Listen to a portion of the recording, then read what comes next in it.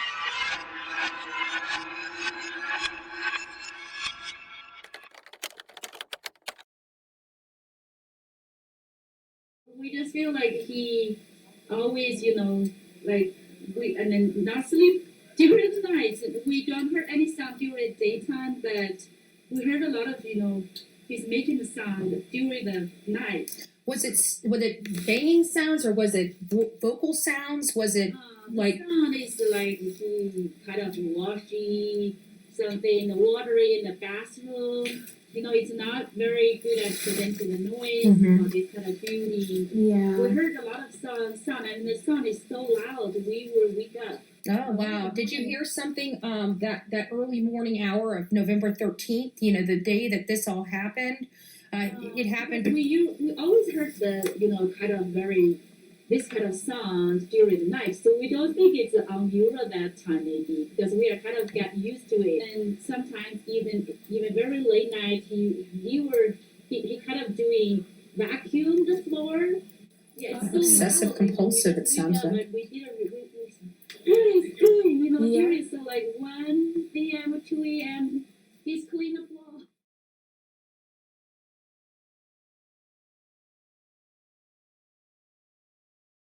So I would text him like, "Hey, you want to go for a run?" We go for 6-7 mile runs at night. So like when I saw who it was, I was just in like complete shock.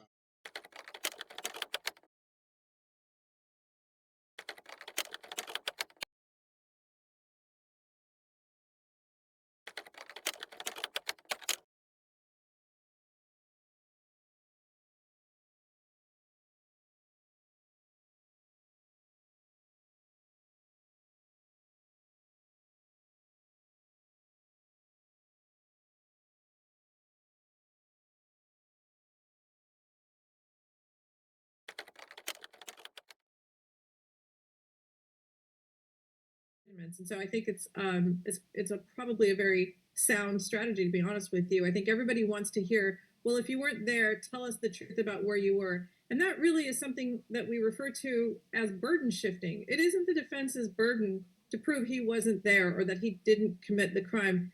It's the prosecution's burden to prove that there's no other reasonable explanation for the evidence the jury's going to get, but that Mr. Kroberger is guilty. So they're allowing themselves this sort of halfway, and also the possibility that they may talk about an alibi. They may be alleging that they're putting up the possibility that he was somewhere other than the house where the murders occurred. Of DNA, at this point, we believe to be touch DNA on this button of a knife sheath. The strength of the inference to be able to conclude that identifies the killer, the person who wielded a murder weapon and committed these murders, is only so strong as the ability of the surrounding circumstances to confirm that inference.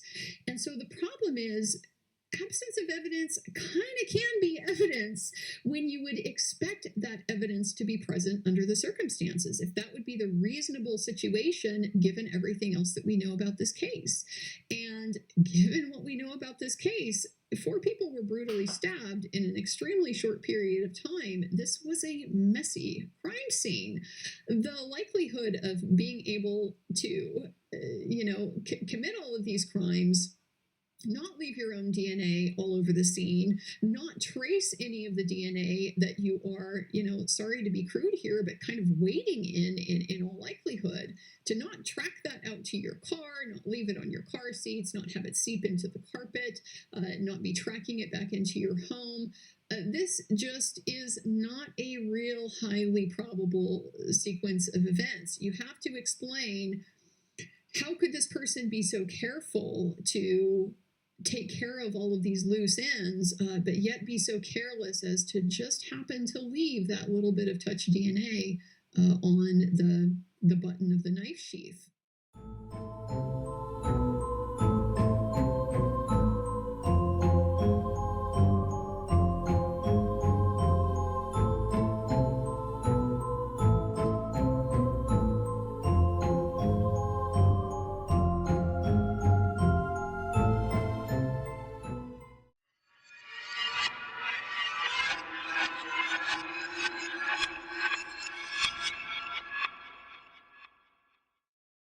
It only goes to show you, you don't know who your next door neighbor is.